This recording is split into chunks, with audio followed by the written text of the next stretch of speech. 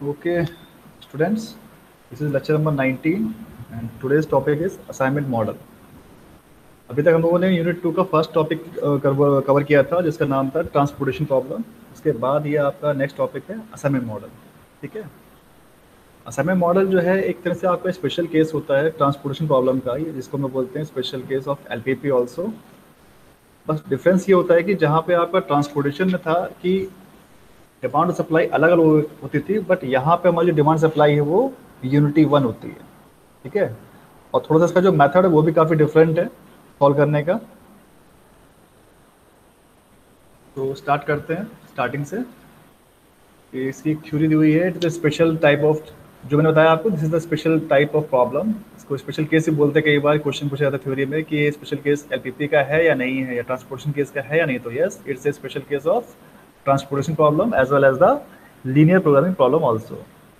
It deals in allocating the various resources or items to various activities. बिल्कुल same वही model हमारा है जो हम ट्रांसपोर्टेशन पढ़ते आ रहे थे। हमारे पास दो पार्ट होंगे। पहला हमारा रिसोर्स होगा जहाँ से हमें कोई प्रोडक्ट ट्रांसपोर्ट करना होगा या असाइन करना होगा। दूसरी चीज़ जहाँ पे हम लोगों को असाइन करना है वो हमारा वेयर हाउस होगा या फिर जॉब होगी। ठीक है, अब थोड़ा सा उसी को दिमाग में रखते हुए आप लोग देखते रहिएगा।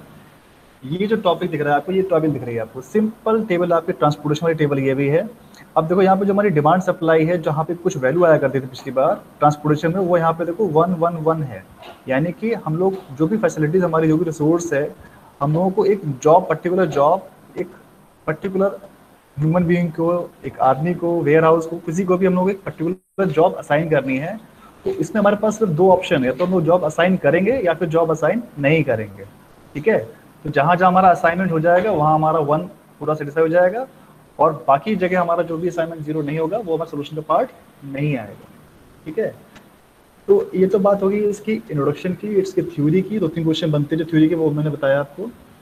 इसका अगला पार्ट जो बनता है वो बनता है आपका what is the mathematical model of assignment model. ठीक है, अभी इसको थोड़ा सा बहुत परेशान मत होना देखने की आपको कुछ डिफरेंट सा लग रहा है। क्वेश्चन बिल्कुल सेम वैसे ही है, बस थोड़ा सा मेथड इसका अलग है। अब देखते हैं इसके आगे। ये इसका मैथमेटिकल मॉडल है, इसको हम लोग बोलते हैं X I J, denotes the assignment of facility from job I to, from facility I to job J. यानी कि फैसिलिटी आई से हम लोग जॉब जे को कुछ भी असाइनमेंट दे रहे हैं। ठीक है, तो अगर हम लोग असाइनमेंट दे रहे हैं तो हम लोग यहाँ पे 1 पुट करेंगे, अगर हम लोग असाइनमेंट नहीं दे रहे हैं तो हम लोग यहाँ पे 0 पुट करते हैं। ठीक है, इस मैट्रिक्स पे जैसे हम लोग पहले भी तक ट्रांसपोर्टेशन में करते आ रहे थे। राइट, उसके बाद जो हमारा ये फंक्शन है ये बनेगा हमारा मिनिमाइज जेड का। ठीक है, ऑब्वियसली बात है, जहाँ भी हमारी कॉस्ट की बात आती है तो हम लोग हमेशा मिनिमाइज करते हैं। हम लोग ये जो भी असाइनमेंट दे रहे हैं ये हमारा एक मिनिमाइजेशन कॉस्ट पर ही होगा, है ना।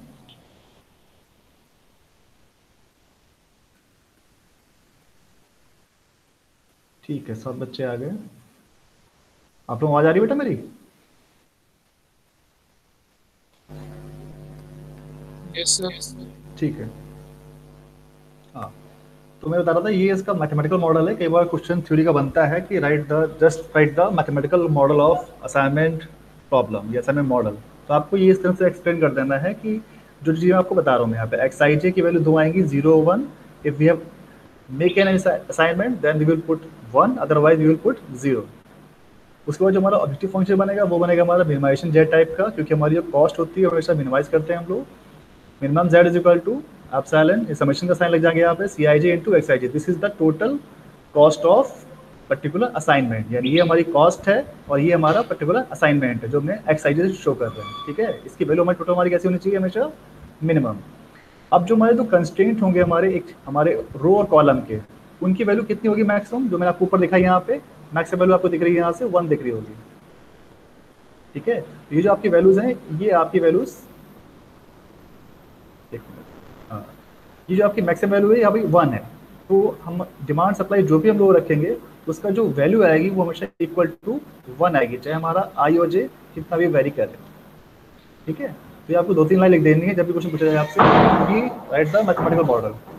बहुत सिंपल है, बस आपको ध्यान रखना है कि यहाँ पे आप यहाँ कोई less than, greater than, equal to कुछ भी नहीं है, सिर्फ आपको यहाँ पे इक्वल टू 1 रखना है। ठीक है, तो ये आपका क्वेश्चन कंप्लीट हो जाता है मैथमेटिकल मॉडल। अब इसके बाद जो हमारा ये क्वेश्चन आता है असाइनमेंट का वो देखते हैं सीधा सा। बहुत सिंपल क्वेश्चन है। आपको एक क्वेश्चन दिया होगा इस तरह से, ठीक है, और आपको सॉल्व करना होगा कि आपसे बोलेगा कि solve this problem with assignment model. अब ट्रांसपोर्टेशन और असाइनमेंट डिफरेंस क्या आएगा? डिफरेंस में ये आ जाएगा कि ट्रांसपोर्टेशन प्रॉब्लम जो हमारी होती थी उसमें हमारी नंबर ऑफ रो जरूरी नहीं कि इक्वल हो, बट असाइनमेंट में ऐसा मिनिमम कंडीशन ये है कि हमारी number of row should be equal to number of column. अगर ऐसा नहीं है तो ये सबसे पहला स्टेप है। आप कभी क्वेश्चन उठाओगे असाइनमेंट का, चेक करोगे कि जो आपकी नंबर ऑफ रो है वो नंबर ऑफ कॉलम की इक्वल हमेशा होनी चाहिए। अगर नहीं है तो कोई सेम प्रोसीजर है, हम लोगों को एक डमी रो या डमी कॉलम यहाँ पे ऐसे ऐड कर देंगे और उसकी जो कॉस्ट लिखेंगे वो लिखेंगे यहाँ पर 0, यानी कि जो CIJ की वैल्यू आएगी वो सब में 0 लिखनी होती है।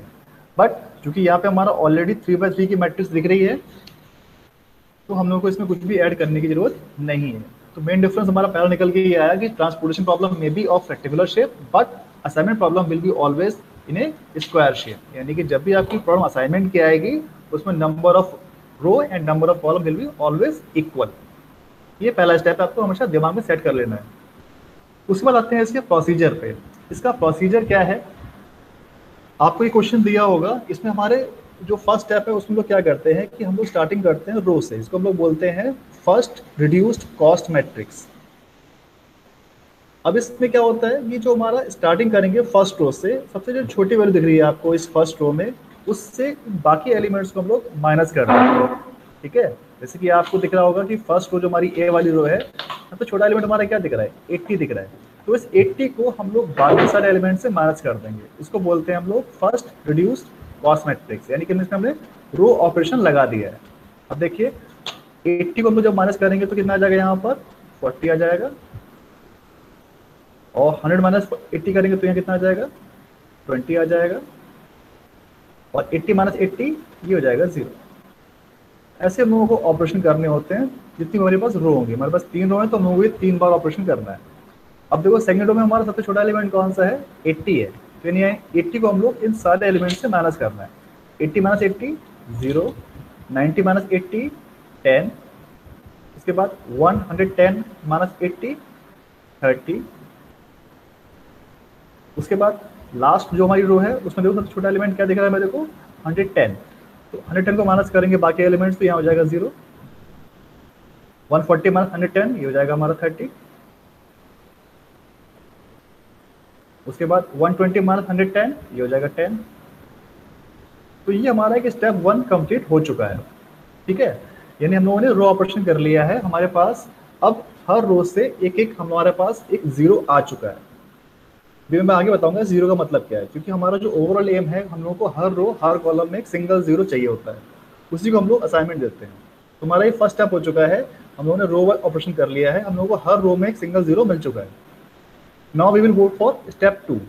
अब यही सेम ऑपरेशन हम लोगों को कॉलम के लिए भी करना है, ठीक है। जैसे हम लोगों ने रो में किया था ऐसे हम लोग कॉलम में करेंगे। अब इस वाली मैट्रिक्स से, ये हमारा इस मैट्रिक्स को हम यूज करेंगे, इसको नहीं करेंगे। ये हमारी अब मैट्रिक्स हमारे लिए खत्म हो चुकी है। अब जो भी हम लोग ऑपरेशन लगाएंगे वो लगाएंगे हम लोग इस मैट्रिक्स में। अब देखो हम लोग क्या करने जा रहे हैं, कॉलम वाइज वही चीज करेंगे जो हमने भी फर्स्ट स्टेप में करी थी, यानी कि इस कॉलम का जो सबसे छोटा एलिमेंट है उसको बाकी एलिमेंट से माइनस करना है। तो जाहिर सी बात है जब यहाँ 0 आएगा तो 0 को अगर माइनस करोगे तो आपकी वही सेम वैल्यू रिपीट हो जाएगी। तो हम लोग इसको एज इट इज यहाँ पे कॉपी कर देते हैं। ये आपका आ जाएगा यहाँ पे 40, ये हो जाएगा आपका 40 माइनस 0 0 और 0 माइनस 0, यानी कि फर्स्ट कॉलम हमारा एज इट इज सेम हो जाएगा। बट अब आप देखो जो हमारा सेकंड कॉलम है M2 वाला, यहाँ पे जो हमारी सबसे स्मॉलेस्ट वैल्यू क्या दिख रही है मेरे को? 10 दिख रही है। तो हम लोग इस 10 को बाकी एलिमेंट से माइनस करेंगे। तो 20 माइनस 10 ये हो जाएगा हमारे सामने 10, ये हो जाएगा 10 माइनस 10 0, और 30 माइनस 10 20।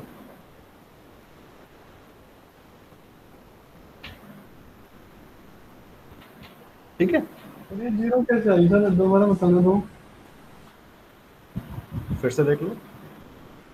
देखो हम लोगों ने क्या करा है, पहला स्टेप क्या था हमारा? फर्स्ट स्टेप था कि हम लोगों ने रो वाइज सबसे छोटे एलिमेंट को बाकी एलिमेंट से माइनस किया। यानी कि जो हमारा फर्स्ट रो था देखो तो सबसे छोटी वैल्यू क्या दिख रही है मेरे को? 80 दिख रही है। तो 80 को मैंने सबसे माइनस कर दिया। तो 120 माइनस 80 40 आ गया यहाँ पे, 100 माइनस 80 20 आ गया था। अब 80 माइनस 80 0 हो गया था। ऐसे मैंने तीनों रो में कर लिया। इसमें कोई दिक्कत तो नहीं है? No sir. ठीक है, तो जब मेरा ये पहला स्टेप खत्म हो गया, अब मैं स्टेप 2 पे आ जाऊंगा। अब मैं वही काम करूंगा कॉलम वाइज, यानी कि फर्स्ट कॉलम में देखो तो छोटी वैल्यू क्या दिख रही है मेरे को, सबसे छोटी वैल्यू मेरी 0 है। तो मैं अगर 0 को बाकी से माइनस करूंगा तो वही सेम चीज आ जाएगी, 40 माइनस 0 40 रहेगा, 0 माइनस 0 0, 0 माइनस 0, तो वही मैंने देखो यहाँ पे M1 कॉलम में लिखा हुआ है यहाँ पर। ठीक है, अब सिमिलरली जो हमारा सेकंड कॉलम है ये वाला, मैं इसको हाईलाइट, ये देखो मैं बात कर रहा हूँ इस वाले की कॉलम की। तो इस कॉलम में देखो जो सबसे छोटी वैल्यू है वो मेरे को दिख रही है 10। तो इस 10 को मैं बाकी एलिमेंट से माइनस करूंगा तो क्या आ जाएगा यहाँ पे 20 माइनस 10, 10 लिखा हुआ है यहाँ पर, 10 माइनस 10 0, और 30 माइनस 10 20। आप क्लियर हो भाई? जी सर। तो अब जो मेरा थर्ड कॉलम है उसमें देखो सबसे छोटी वैल्यू क्या दिख रही है मेरे को, 0, है ना? तो अब इस 0 को अगर मैं माइनस करूंगा तो मेरी सब कुछ वही सेम वैल्यू तो आ जाएगी। तो मैं वही सेम जो थर्ड कॉलम है M3 वो यहाँ पे रिपीट कर देता हूँ, 0 30 और 10। ठीक है, इतना करने के बाद मेरे 2 स्टेप कंप्लीट हो चुके हैं। अब मेरे को थर्ड स्टेप पर जाना है जो कि हमारा है मेकिंग असाइनमेंट, यानी कि अब मुझे अब इस प्रॉब्लम में असाइनमेंट देना है। बस ये थोड़ा सा प्रोसेस हमारा डिफरेंट है जो हम लोग अभी तक करते आए हैं ट्रांसपोर्टेशन के अलावा। अब देखो हमारा इस असाइनमेंट बनाने का प्रोसीजर ये होता है कि हम लोगों को हर रो हर कॉलम में एक सिंगल जीरो चाहिए होता है।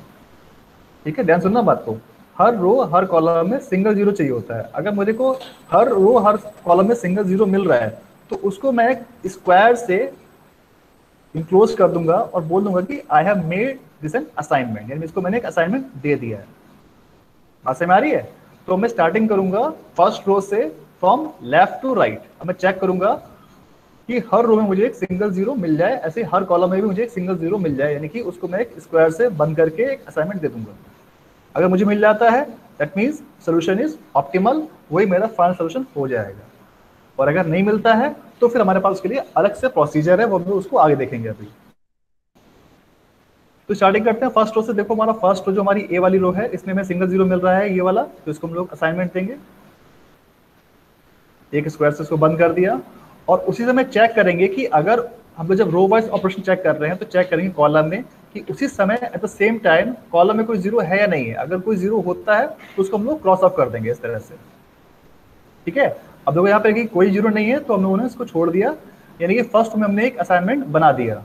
We have done one assignment in row A. Now we will go for second row. अब देखो सेकेंड रो में हमारे पास क्या है, वी हैव 2 जीरोस, यानी कि हमारे पास जो कंडीशन है सिंगल जीरो होने की वो फुलफिल नहीं हो पा रही है, यानी कि हम लोग इस रो में कोई भी असाइनमेंट नहीं दे पाएंगे। फिर क्या करेंगे, अगर नहीं दे पा रहे हैं तो कोई दिक्कत वाली बात नहीं, हम लोग नेक्स्ट रो में पहुंच जाएंगे, यानी कि हमारा जो सेकेंड रो में हमारा असाइनमेंट नहीं हो पाया, now we will go for row 3। अब जैसे हम लोग रो 3 में आएंगे तो हमारे पास एक सिंगल जीरो दिख रहा है मेरे को यहाँ पे TM1 वाले कॉलम में। तो जैसे मेरे को सिंगल जीरो दिख गया, मैं यहाँ पे एक इसको असाइनमेंट दूंगा, making it into A square, और ये मेरा एक असाइनमेंट बन गया। अब सेम टाइम देखूंगा कि इसी पर्टिकुलर रो के करस्पॉन्डिंग कॉलम में कोई जीरो है या नहीं है। मुझे जीरो दिख रहा है तो उस जीरो को मैं इस तरह से काट दूंगा, क्योंकि मैं इसको फर्दर कोई असाइनमेंट नहीं दे सकता।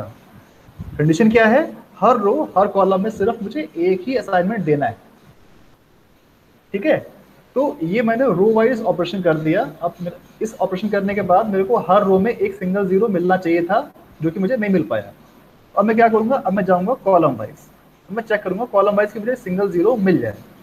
तो अब मैं स्टार्टिंग करता हूँ फर्स्ट कॉलम M1 से। अब फर्स्ट कॉलम में देखो M1 में ऑलरेडी एक असाइनमेंट हमारा हो रखा है, यानी कि इसमें मुझे कोई और असाइनमेंट नहीं देना है। इसके बाद मैं आगे बढ़ता हूँ सेकेंड कॉलम में M2 में।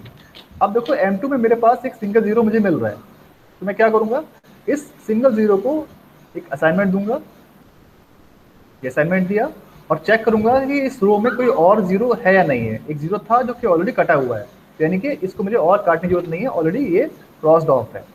इसके अलावा मुझे अगर कोई जीरो यहाँ होता तो मैं उसको जरूर काटता।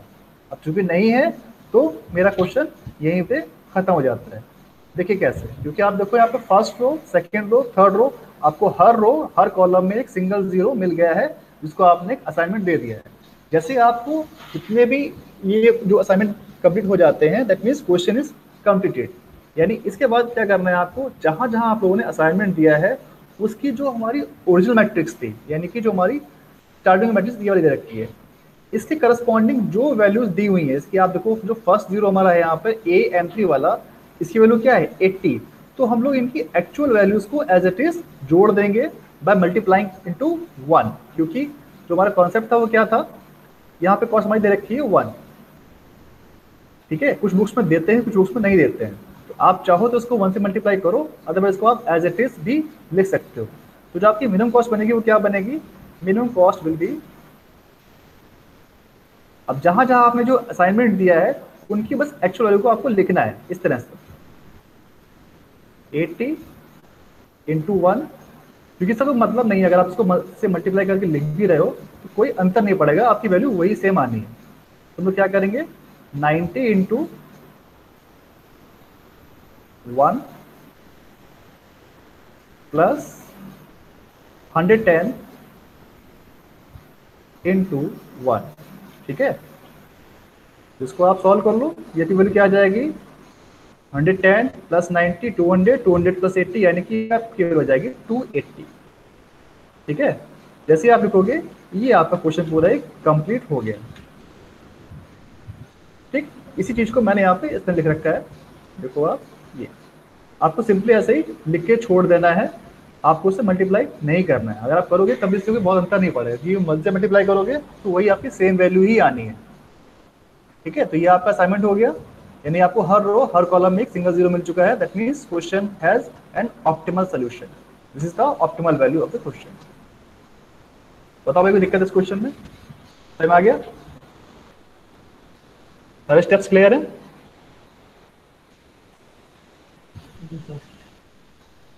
ठीक है, तो एक क्विज आया होगा क्लास में आपकी, फटाफट उसको सॉल्व कर दो, फिर आगे बढ़ते हैं।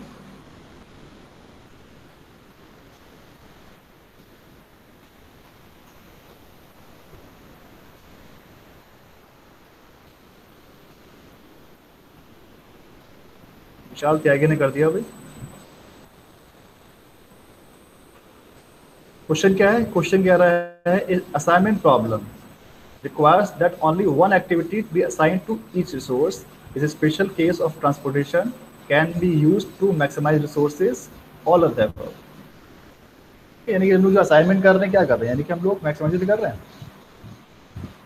Maximum utilization of all the available resources, यही हमारा ओवरऑल एम होता है असाइनमेंट का। सो फटाफट करिए, आपके पास टाइम है बस 2 मिनट का।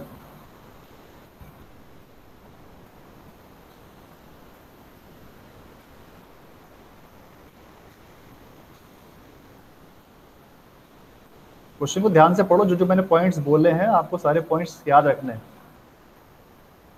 ठीक है, जो मैंने स्टार्टिंग समझाया था।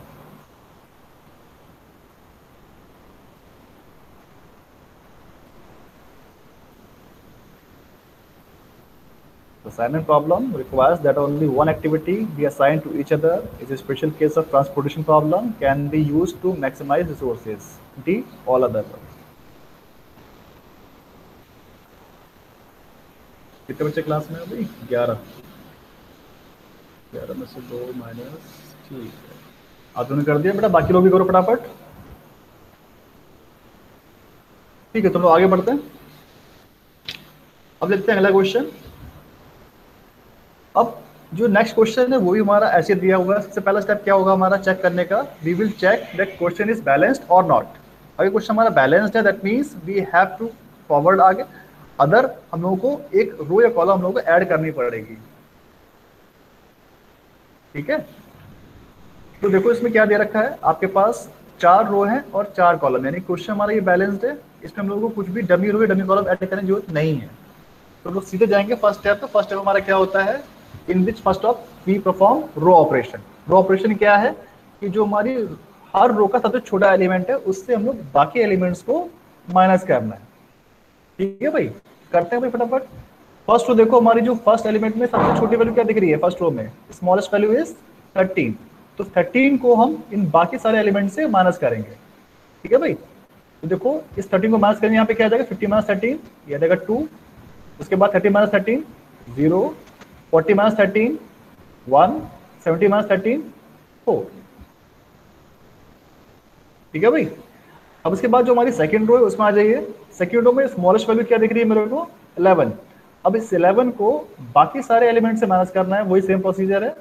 11 माइनस 11 0, 12 माइनस 11 1, 50 माइनस 11 4, 13 माइनस 11 2। ठीक है। अब थर्ड रो, अब इस थर्ड रो में देखो सबसे छोटी वैल्यू क्या दिख रही है 10।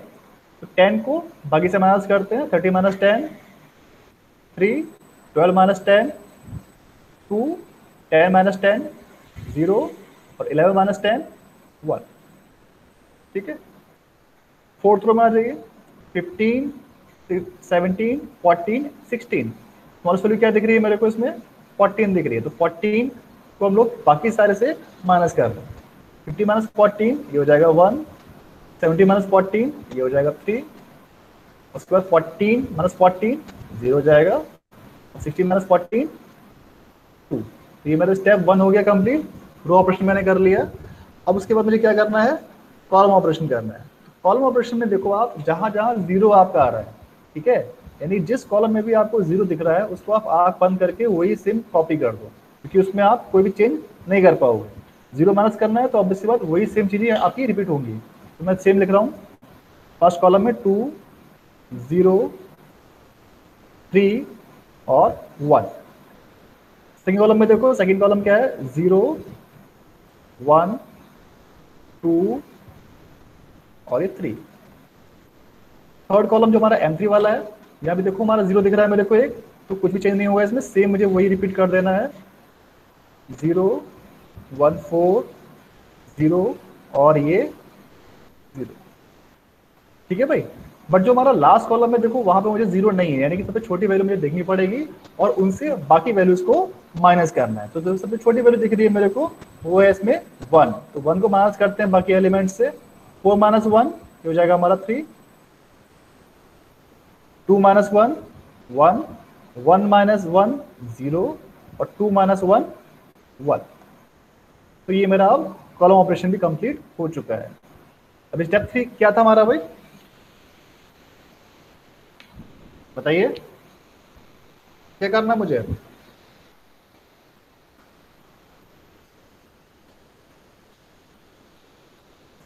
भाई मारा नहीं आ रहा है, बढ़िया ये दोबारा रिपीट करना है। नो सर आ रहा है। आ रहा है, ठीक है। तो अब क्या करना है मुझे, अब मुझे देना है इसमें असाइनमेंट। कंडीशन क्या असाइनमेंट की, असाइनमेंट की पहली कंडीशन ये है कि मेरे को हर रो हर कॉलम में एक सिंगल जीरो चाहिए। अगर सिंगल जीरो मिल जाएगा देन इट्स ओके, अदरवाइज हमारे पास इसका एक पूरा प्रोसीजर है जो हम लोग डिस्कस करेंगे इसके बाद। चेक करो भाई, फर्स्ट रो में देखो हमारे पास फर्स्ट रो में सिंगल जीरो मिल रहा है, तो हम लोग उसको एक असाइनमेंट देंगे। असाइनमेंट क्या देना मतलब है, एक इसको स्क्वायर में हम लोग बंद कर देंगे। ये हो गया हमारा एक असाइनमेंट। उसके बाद अब आ जाओ आप सेकेंड रो में। सेकेंड रो में हमारे पास ऑलरेडी एक जीरो मुझे दिख रहा है, तो इसको मैं बड़ी आसानी से यहाँ पे बंद कर दूंगा स्क्वायर में। ये हमारा हो गया सेकेंड असाइनमेंट। अब थर्ड रो में आ जाओ।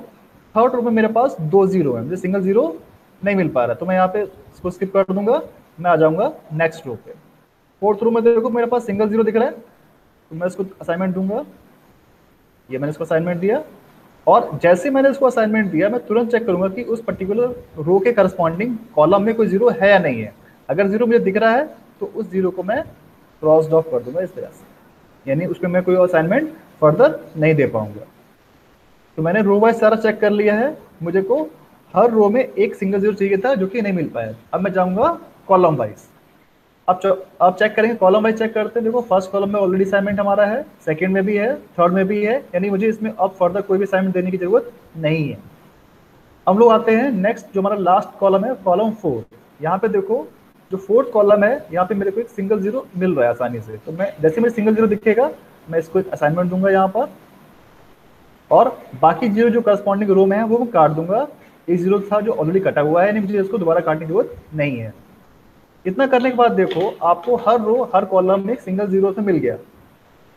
मिल गया भाई, रिस्पॉन्स करो भाई, हाँ या ना में, है ना। तो जैसे आपको सिंगल जीरो मिल गया, इसका मतलब ये है कि जो भी सोल्यूशन है आपका उस ऑप्टिमल कंडीशन पे आप पहुंच चुके हो। ठीक, तो इसके बाद मैंने क्या बताया था इसके बाद, जैसे ही आपका ये ऑप्टिमल कंडीशन आपको अचीव हो जाती है, जहां जहां आपने असाइनमेंट दे रखा है उनकी करस्पॉन्डिंग जो ओरिजिनल मैट्रिक्स है वहां से उनकी ओरिजिनल वैल्यू को आप सिंपली ऐड कर दीजिए। ठीक है, आपके पास चॉइस है, आज को चाहे आप मल्टीप्लाई करके लिखो या डायरेक्ट लिख दो, एक ही बात है। तो मैं प्रेफर करूंगा कि आप इसको डायरेक्टली सिंपली आप इसको ऐड अप कर दीजिए। जहां जहां आपका जीरो दिख रहा है, जैसे मान लीजिए आपका फर्स्ट रो में देखिए 13 है, तो ये हो जाएगा 13 प्लस 11 प्लस 11 प्लस 14, इनको जोड़िए, कितना आंसर आएगा? वही आपका आंसर फाइनल हो जाएगा। This is the final answer, minimum cost. कितना आ रहा बताओ भाई? 49।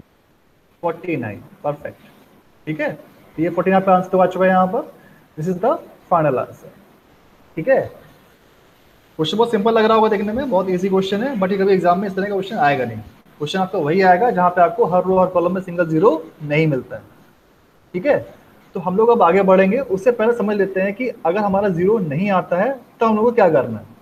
ठीक है, बहुत छोटा सा मेथड है, इसको हम लोग बोलते हैं हंगेरियन मेथड। क्या बोलते हैं? Hungarian method. तो इसमें कुछ पर्टिकुलर स्टेप्स हैं, वो हम लोगों को देखने हैं। कुछ हम लोग स्टेप अभी तक करते आए हैं तो हमें पता है। जैसे कि हमारा फर्स्ट स्टेप में क्या बोल रहा है? फर्स्ट स्टेप कह रहा है if number of row are not equal to the number of column and vice versa, then dummy row और डमी कॉलम हम लोग को इसमें ऐड करना है। ये बात ध्यान सुनना, अगर हमारे पास रो या कॉलम इक्वल नहीं है तो हमें उसे इक्वल करने के लिए डमी रो या डमी कॉलम ऐड करना होता है विद जीरो कॉस्ट एलिमेंट। पहला पॉइंट। अगला पॉइंट क्या है? Find the smallest. जो हम लोग अभी तक करते हैं वही सेम चीज है। सबसे छोटी वैल्यू को हम लोग चूज करेंगे पर्टिकुलर रो से, उसे बोलते हैं रो मिनिमा। उसको हम लोग बाकी सारे एलिमेंट से माइनस करते जाएंगे तो हमारी निकल के आएगी फर्स्ट रिड्यूस्ड कॉस्ट मैट्रिक्स, जो हम लोग कर चुके हैं। और सेम स्टेप यही हम लोग करेंगे फॉर कॉलम ऑल्सो, यानी कि जो हमारा कॉलम मिनिमा हो जाएगा उसको माइनस करेंगे तो निकल के आ जाएगा हमारा सेकेंड रिड्यूस्ड कॉस्ट मैट्रिक्स। ये हम लोग दो स्टेप अभी करते आ रहे हैं, इसमें कोई दिक्कत वाली बात नहीं है। आगे बढ़ते हैं। इतना करने के बाद हम लोगों ने क्रॉस ऑफ भी कर दिया। हाँ जी सर, एक बार पिछले क्वेश्चन की सेकंड मैट्रिक्स दिखाना।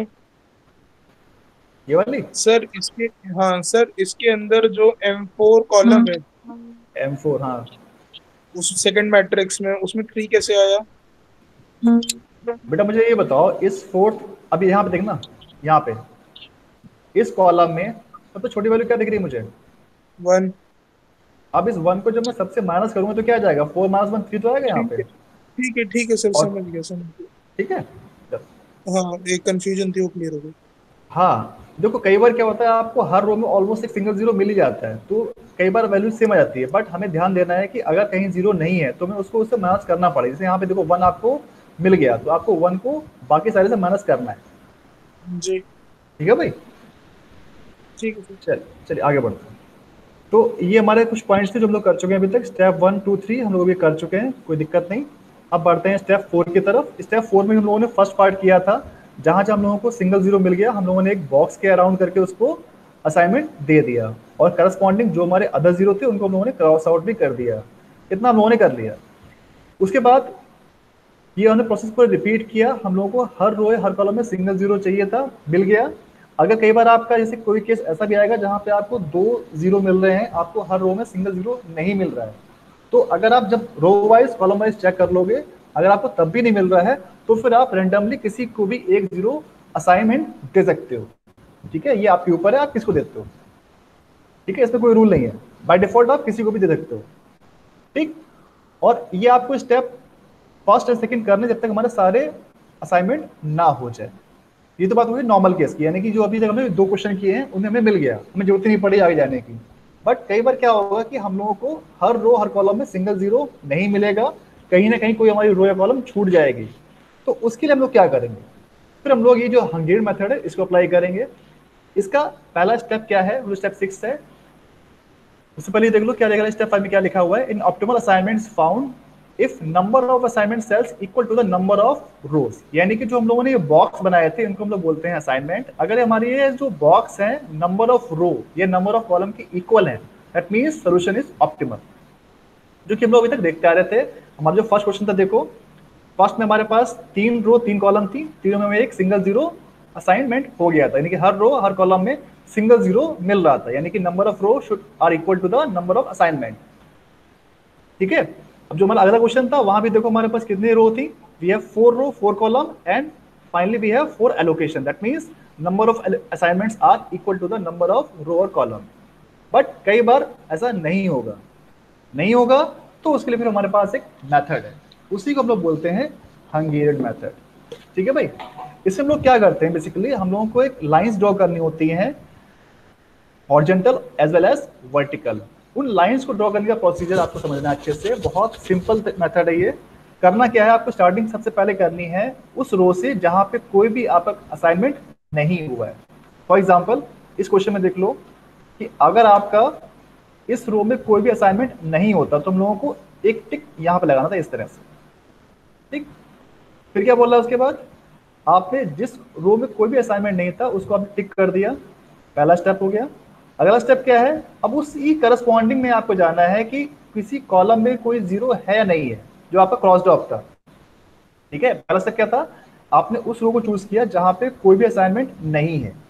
ठीक है, उसके बाद आप उसी रो में देखेंगे और चेक करेंगे पर्टिकुलर कि उस कॉलम में कोई जीरो क्रॉस्ड ऑफ है या नहीं है। अगर है तो पर्टिकुलर उस कॉलम को भी आप टिक कर दोगे।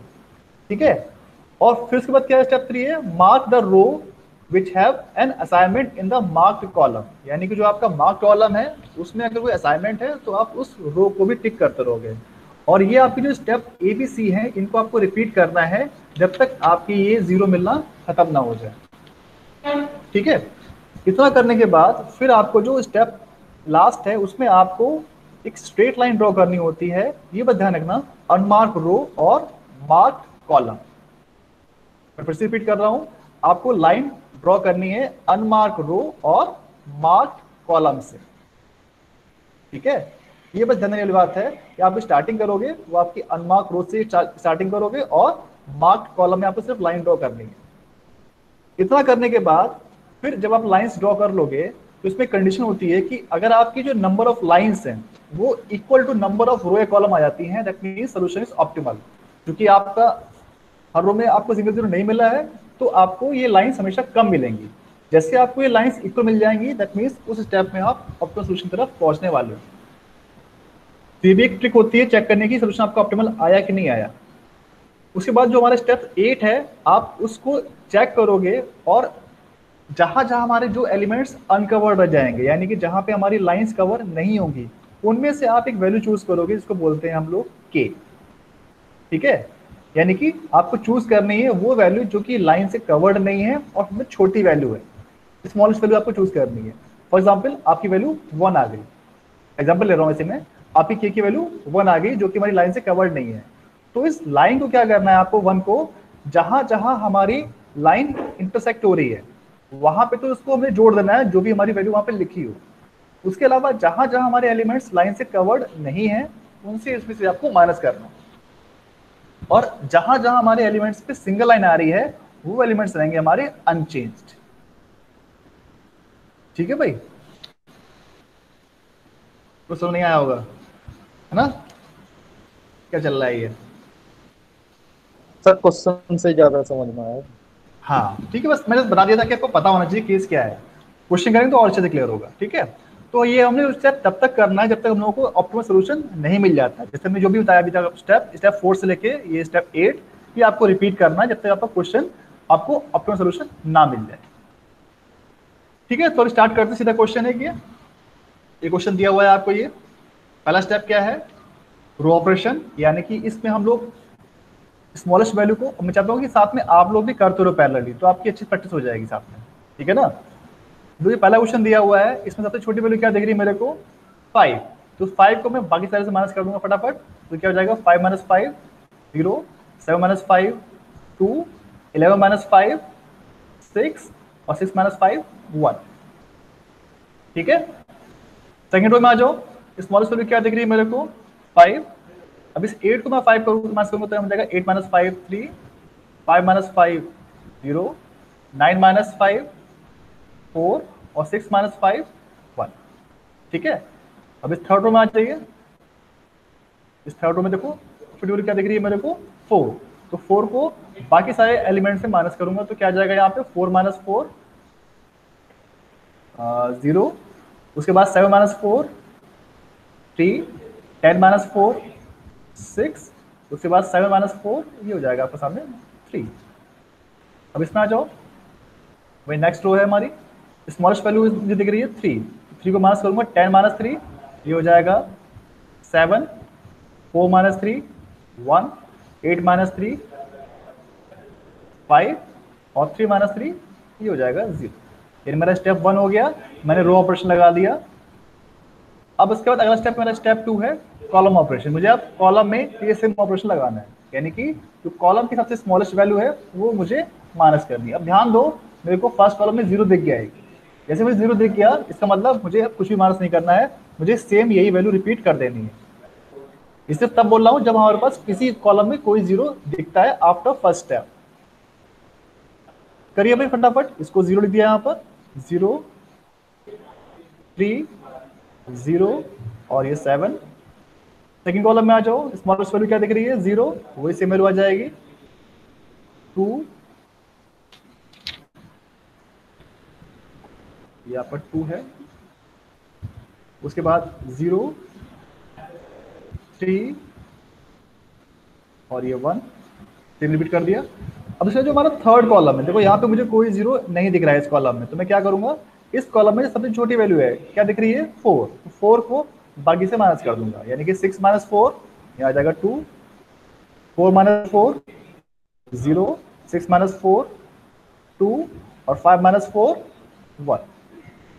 ठीक है, अब लास्ट कॉलम में लगाना है मुझे ऑपरेशन, तो देखो यहाँ पे 0 दिख गया है, इसका मतलब बाकी वैल्यू भी सारी सेम आ जाएंगी। सेम लिख दो यहाँ पे फटाफट, 1 1 3 और 0, यानी मेरे रो और कॉलम ऑपरेशन दोनों में कर चुका हूं। अब मुझे करना है इसमें असाइनमेंट। तो असाइनमेंट के लिए पहली कंडीशन क्या है, मुझे स्टार्टिंग करनी होती है रो से। फर्स्ट रो में चेक करूंगा मैं सबसे, मुझे कोई सिंगल 0 दिख रहा है या नहीं दिख रहा है। अब देखो फर्स्ट रो में एक सिंगल 0 मुझे आसानी से मिल रहा है, यानी कि जैसे मुझे सिंगल 0 मिला इसको मुझे देना है असाइनमेंट। ये मैंने असाइनमेंट दिया, इसको एक स्क्वायर बंद कर दिया, ये मेरा हो गया असाइनमेंट। अब जैसे मैंने इसको असाइनमेंट दिया, कॉलम में चेक करूंगा मैं कि कोई और 0 है या नहीं है। अगर मुझे कोई 0 दिख गया तो उसे मैं कर दूंगा यहाँ से क्रॉस ऑफ।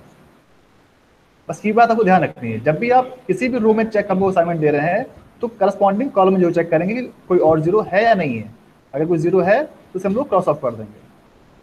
ठीक है भाई, तुम्हारा फर्स्ट स्टेप हो गया, फर्स्ट रो हो गई। अब आते हैं सेकंड रो। सेकंड रो में देखो हमारे पास 2 0 हैं, सिंगल 0 नहीं मिल रहा है, यानी हम लोग इसमें कोई भी असाइनमेंट नहीं दे पाएंगे अभी। अब आते हैं उसके बाद थर्ड रो में। थर्ड रो में देखो हमारे पास सिर्फ एक ही 0 था जो कट चुका है, और कोई 0 इसके अलावा नहीं है, यानी कि हमारे पास अब इसमें असाइनमेंट नहीं पॉसिबल है, कोई असाइनमेंट हम लोग नहीं दे पाएंगे। फिर वो आते हैं नेक्स्ट रो में जो कि हमारी डी रो है। अब इस डी रो में देखो हमारे पास सिंगल 0 दिख रहा है, जैसे मुझे सिंगल 0 दिखा मैं तुरंत इसको दूंगा असाइनमेंट और चेक करूंगा कि इस पर्टिकुलर कॉलम में कोई 0 है या नहीं। कोई 0 नहीं है, दैट मीन्स मैं अब इसमें कोई असाइनमेंट और फर्दर नहीं दे पाऊंगा। अब मुझे करना है कॉलम वाइज। रो वाइज मैंने चेक कर लिया, मुझे को सिर्फ 2 0 मिल पाए। अब मैं चेक करूंगा कॉलम वाइज कितने 0 मिलते हैं।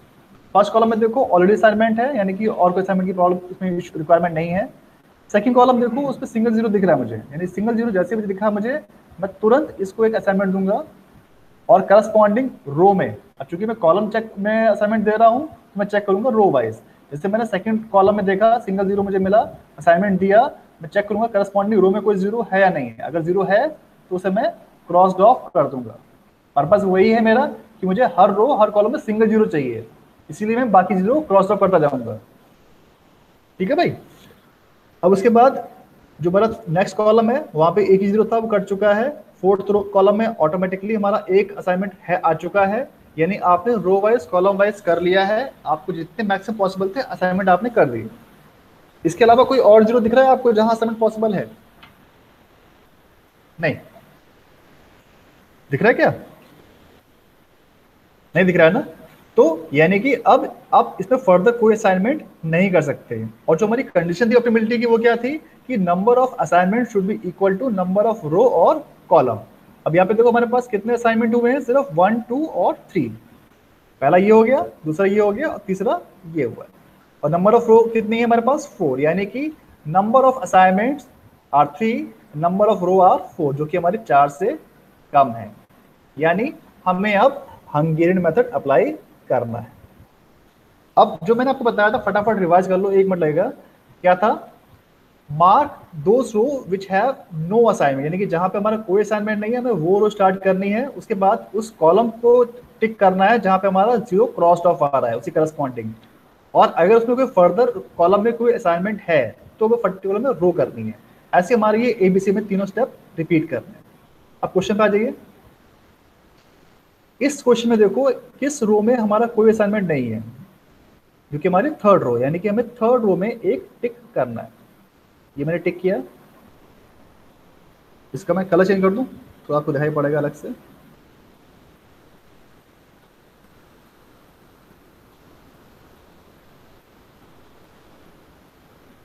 ये भी दिख रहा है।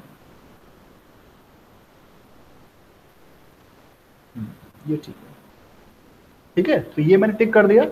अब उसके बाद जैसे मैंने इस रो को टिक किया, अब इस रो में चेक करो कोई क्रॉस ऑफ 0 है या नहीं है। मुझे एक क्रॉस ऑफ 0 दिख गया। जैसे मुझे क्रॉस ऑफ 0 दिख गया, मैं इस पर्टिकुलर कॉलम को टिक कर दूंगा। क्या करा मैंने? सबसे पहला स्टेप क्या था? जहां पे मेरा कोई भी असाइनमेंट नहीं था मैंने उस रो को टिक किया। उस रो में मैंने चेक किया कि कोई क्रॉस ऑफ 0 है या नहीं है।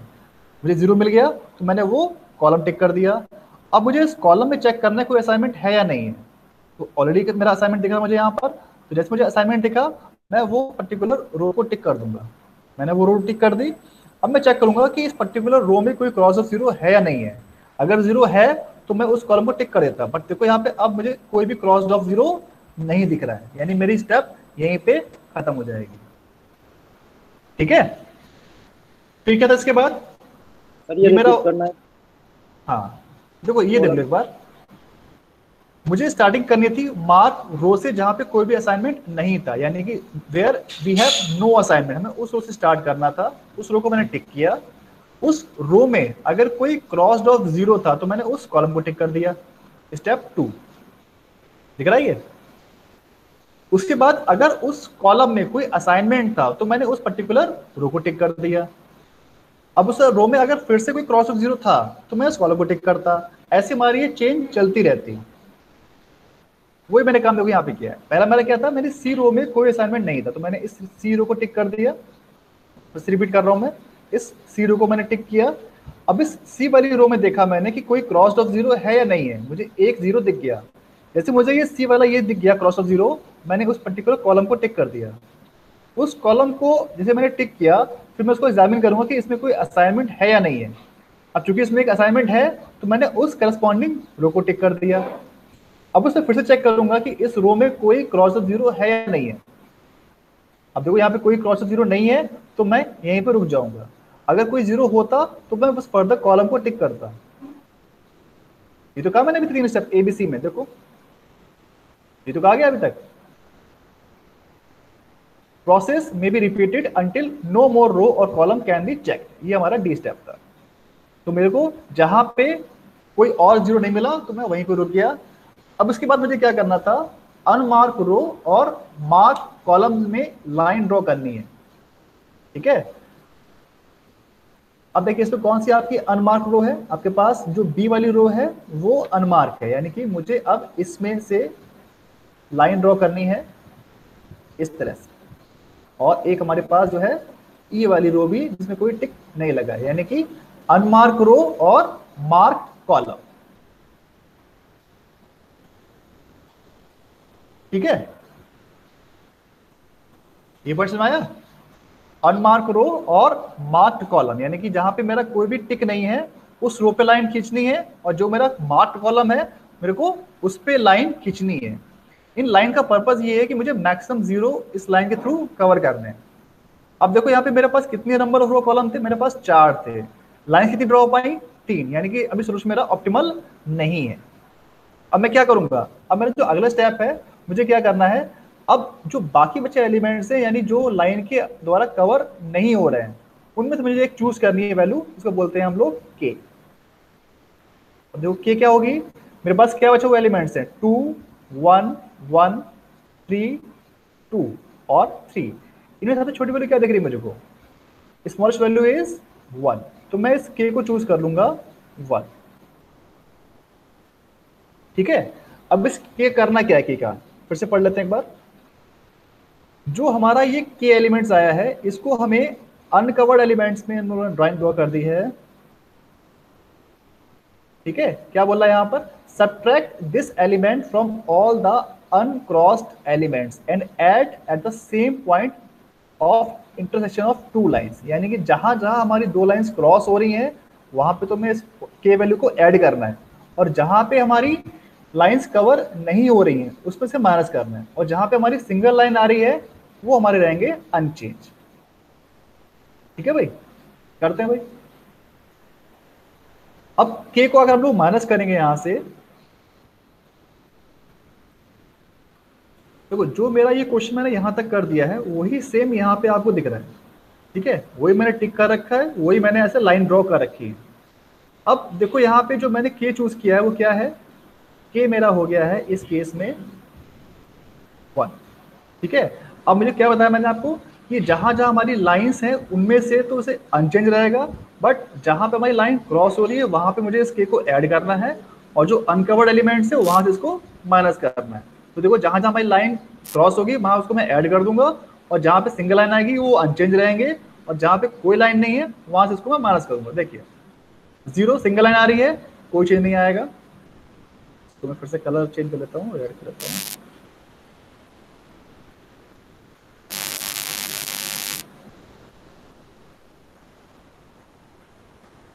हाँ जी, तो अब देखो यहाँ से मेरी जो ये वाला 2 एलिमेंट है ये हमारा लाइन से कवर नहीं हो रहा है, यानी मुझे इसमें से माइनस करना है। तो 2 - 1 ये हो जाएगा मेरे पास 1।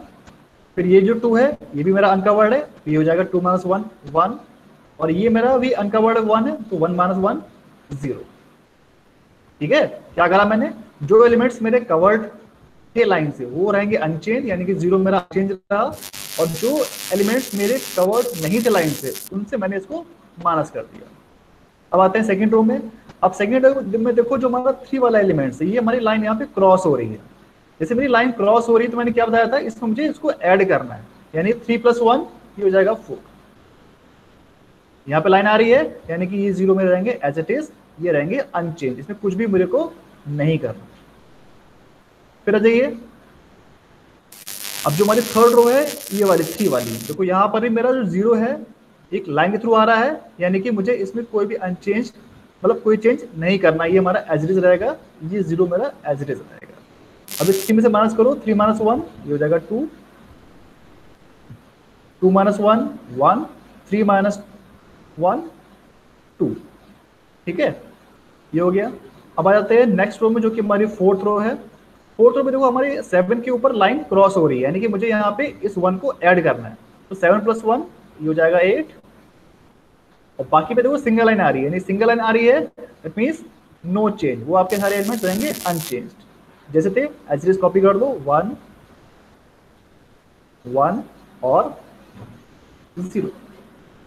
ठीक है भाई, तो यानी कि मेरा थोड़ा सा फर्दर सोल्यूशन अब थोड़ा सा इंप्रूव हुआ है।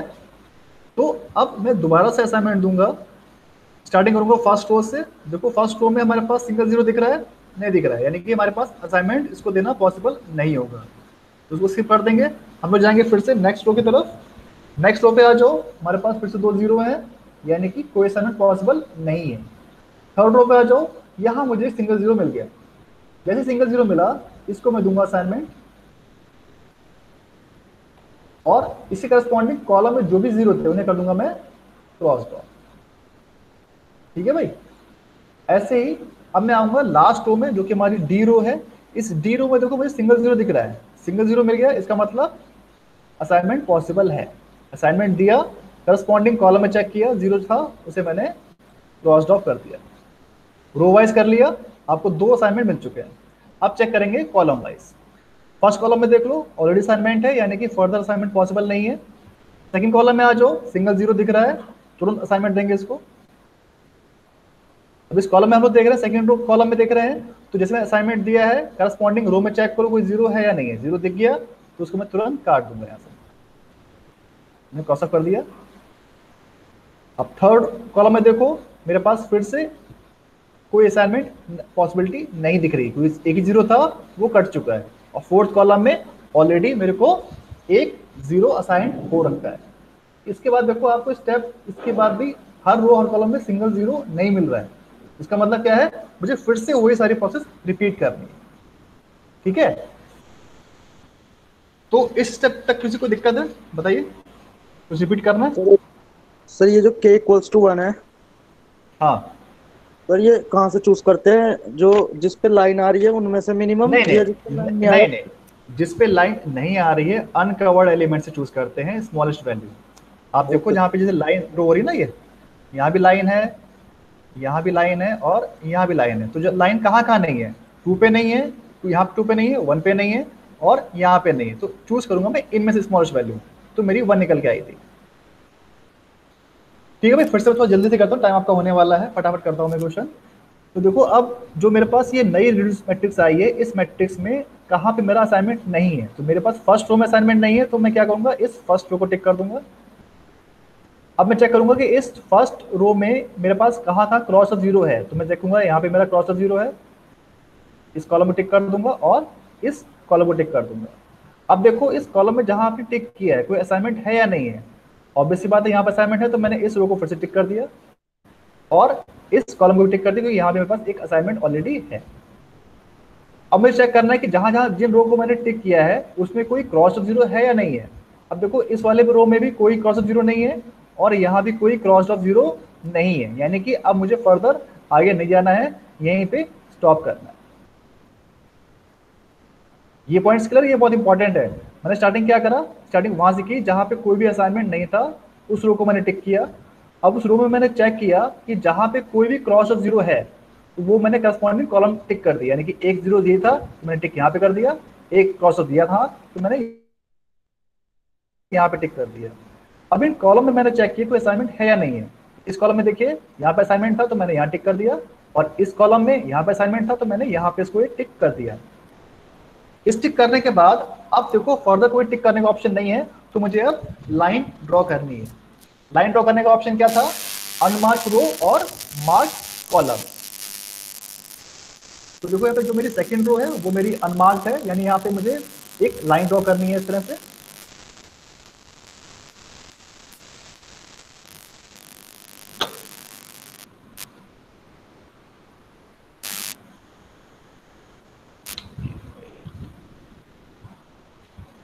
हाँ,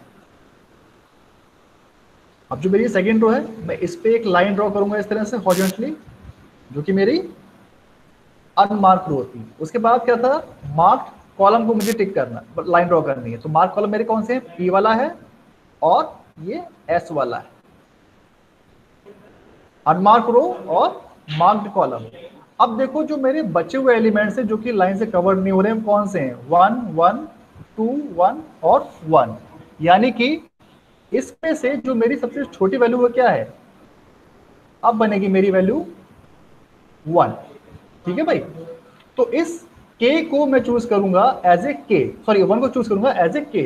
अब इस k को फिर से वही मुझे करना है, जहां जहां मेरी लाइन क्रॉस ऑफ हो रही है वहां मुझे एडअप करना है, और जहां पे सिंगल लाइन है वो अनचेंज रहेंगे, और जहां पे कोई भी लाइन नहीं आ रही है उनमें से मुझे इसको माइनस करना है। सिर्फ 5 मिनट लेंगे, क्वेश्चन पूरा कर लेते हैं आज ये। ठीक है भाई, तो यहाँ पे मेरा जो जो फर्स्ट रो है स्टार्टिंग देख देखे, यहाँ पे मेरी सिंगल लाइन आ रही है, यानी कि वो सेम रहेगी वैल्यू 0 यहाँ पर एज इट इज। उसके बाद जहां जहां मेरे अनकवर्ड एलिमेंट है उनमें से इसको माइनस करूंगा, यानी कि 1 - 1 ये हो जाएगा 0। उसके बाद 1 - 1 ये हो जाएगा 0, और यहाँ पे देखो लाइन आ रही है, यानी जैसे लाइन आ गई ये एलिमेंट रहेगा मेरा अनचेंज, यहाँ मुझे कुछ भी नहीं करना है। अब आ जाते हैं सेकंड रो में। सेकंड रो में देखो हमारे पास 4 पे 2 लाइन इंटरसेक्ट हो रही है, यानी जैसे इंटरसेक्ट हो रही है मुझे यहाँ पे ऐड करना है के को, यानी कि 4 + 1 ये हो जाएगा मेरे पास 5। फिर आगे बढ़ो, अब देखो इसमें मेरे पूरे पे एक लाइन कवर्ड हो रही है, यानी कि जो ये एलिमेंट सारे मेरे एज इट इज कॉपी मुझे करने हैं, तो कुछ भी मुझे चेंज नहीं करना है। जब लिख दिया एज इट इज 0 0 और ये 1। थर्ड रो पे आ जाओ, थर्ड रो पे 0 के ऊपर सिंगल लाइन है, यानी कि ये अनकवर्ड रहेगा, अनचेंज रहेगा, ये हो जाएगा 0। उसके बाद देखो जो बाकी एलिमेंट्स हमारे अनकवर्ड हैं, 2 - 1 ये हो जाएगा 1, 1 - 1 ये हो जाएगा 0, अब 2 पे सिंगल लाइन आ रही है यानी कि 2 रहेगा मेरा अनचेंज। ठीक है भाई, अब थर्ड रो में आ जाओ। क्या बी में लास्ट में तो 2 आएगा। पी के लास्ट में 2 आएगा। अभी कहाँ पहुंच गया आप? अभी तो मेरा ये चल रहा ना, थर्ड रो पे था मैं अभी। यहाँ पे 2 पे सिंगल लाइन। हाँ सेकंड रो में 2 आएगा ना, 1+1। 1+1 कहाँ पे? अच्छा हाँ यहाँ पे, हाँ सॉरी, हाँ हाँ ठीक है ठीक है, मतलब बी और एस यहाँ पे ना। Yes sir. ठीक है, यहाँ पे 2, ये तो कह रहे हो, ये तो बोल रहे हो ना। ठीक है, इससे कोई दिक्कत ज़्यादा फर्क पड़ता नहीं है वैसे देखो जाए, प्लस करने से आपको बस जीरो से मतलब है। अगर एक आध गलती हो जाती है तो कोई दिक्कत वाली बात नहीं है, बट जहां पे आपका जीरो है वो गलती नहीं होनी चाहिए। लेकिन ध्यान रखो गलती ना ही हो। ठीक है, तो हम लोग अब आगे बढ़ते हैं। जो हमारा लास्ट रो है वो कि हमारी डी है। अब देखो यहाँ पे 8 पे सिंगल लाइन आ रही है, तो हम लोग क्या करेंगे, 8 को रहेंगे एज इट इज, छोड़ देंगे क्योंकि हमारे यहाँ पे सिंगल लाइन है। ये रहेगा अनचेंज्ड, 8 का 8 आ जाएगा। फिर देखो 1 अनकवर्ड है यानी 1 - 1 ये हो जाएगा 0, 1 - 1 0, और यहाँ पे हमारा 0 था, कवर्ड था, कुछ नहीं करना है यहाँ पे, इसको हम लोग छोड़ देंगे एज इट इज 0। अब इतना करने के बाद देखो हम लोग फिर से असाइनमेंट देंगे। फर्स्ट रो में देखो हमारे पास 4 जीरो है, छोड़ दीजिए, पॉसिबिलिटी नहीं है। सेकेंड रो में देखो हमारे पास 2 जीरो है, छोड़ दीजिए। थर्ड रो में आ जाओ, हमारे पास फिर से 2 जीरो है। ठीक है, यानी हमारे फिर से हम लोग को आगे बढ़ना है।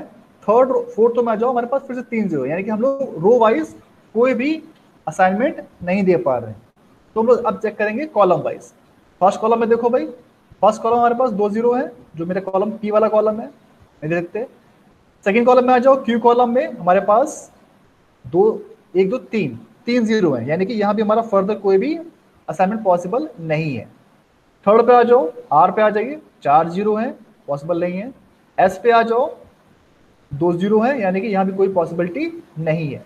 यानी अब जो आपका केस ये आ चुका है, this is case of alternative optimal solution, यानी जहां पे आपके साथ एक साथ जीरो ज्यादा मिल रहे हैं, टाई हो रहे हैं, तो यहाँ पे आपको बोलते हैं उसको ऑल्टरनेटिव ऑप्टिमल सोल्यूशन।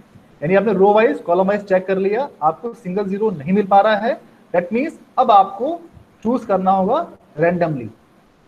ठीक है, रैंडमली का मतलब ये है कि आप अपने हिसाब से जो भी आपको पसंद है उसको एक असाइनमेंट दे सकते हो। जैसे मेरा मन कर रहा है मैं देता हूँ, इस बार देता हूँ असाइनमेंट, जो मेरा फर्स्ट, जैसे मैंने इसको असाइनमेंट दिया तो इसके करस्पॉन्डिंग जो बाकी जीरो है मैं कॉलम और रो में काट दूंगा। जैसे मेरे कॉलम में ये जीरो दिख रहा है, मैंने इसको काट दिया, और रो वाले बाकी जीरो को भी मैं काट दूंगा, क्योंकि अब यहाँ पे कोई असाइनमेंट पॉसिबल नहीं है।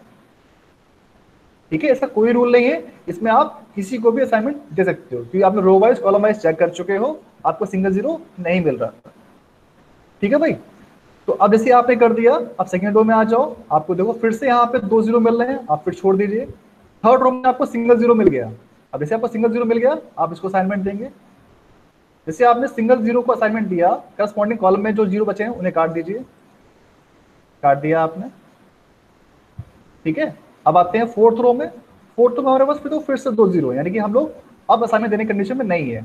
अब चेक करेंगे फिर से हम लोग कॉलम वाइज।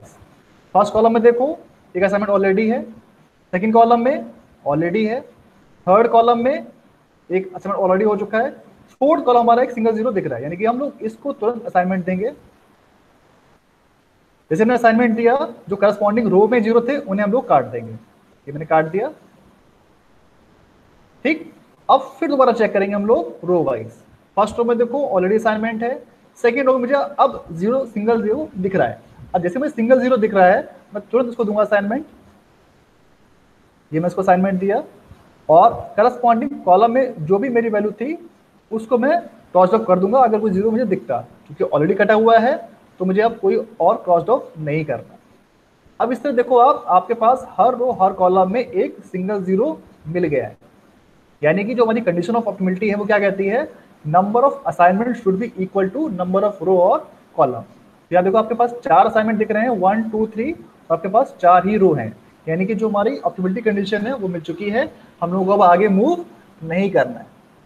इतना करने के बाद जहां जहां मेरा असाइनमेंट हुआ है उन वैल्यूज को मुझे एडअप करना है सिंपली जो मेरी ओरिजिनल मैट्रिक्स थी, यानी कि यहां से। अब आप देखो यहाँ पे क्या था वैल्यू, 5 + 5 + 10 + 3 कितना जाएगी वैल्यू 23। तो ये मेरा जो आंसर बनेगा वो बन जाएगा 23 इज द फाइनल आंसर। ठीक है भाई, तो ये आपका क्वेश्चन 7 नंबर का पूरा कंप्लीट हो गया। ये क्वेश्चन आपका एग्जाम में आता है। बताइए भाई इसमें कोई दिक्कत हो? आज टाइम काफी ऊपर हो गया, एक कुछ भी निकल गया आपका, सवा एक पे आया होगा। बताओ भाई, कोई स्टेप में पूछना है, कोई डाउट है? सर। पूरा क्लियर है? Yes sir. अभी बाकी लोग बताओ, शिवांश, सोहेल, तनुज, विनीत तेवतिया, विशाल कुमार, विशाल त्यागी, यस सर क्लियर है। क्लियर है? ठीक है, तो मैंने जो आपको बुक दे रखी है उसमें कुछ क्वेश्चंस दिए हुए हैं, वो आपका होम असाइनमेंट है, वो प्रैक्टिस करनी है आपको। ठीक है, इसके बाद जो फर्दर केस बढ़ते हैं वो मैं आपको कल कराऊंगा, इसके स्पेशल केसेस। इसमें सिर्फ एक ही मेथड है इस यूनिट में जो कि आज पूरा हो गया। इसके बाद 2-3 केस और हैं जो मैं कल कराऊंगा, उसके बाद आपकी ये पूरी यूनिट खत्म हो जाएगी। प्रैक्टिस के लिए मैं एक लेक्चर और लूंगा, उसमें जो क्वेश्चन और करा दूंगा, अदरवाइज ये टॉपिक पूरा कंप्लीट हो जाएगा कल आपको। तो करना आपको ये है कि प्रैक्टिस करनी है 2-3 क्वेश्चन की और अपने आप। ठीक है भाई, तो क्लास को यहीं खत्म करता हूँ, मैं फिनिश करता हूँ क्लास, कोई डाउट नहीं है तो खत्म करूँ भाई? Okay, yes sir. ठीक है भाई, थैंक यू सर।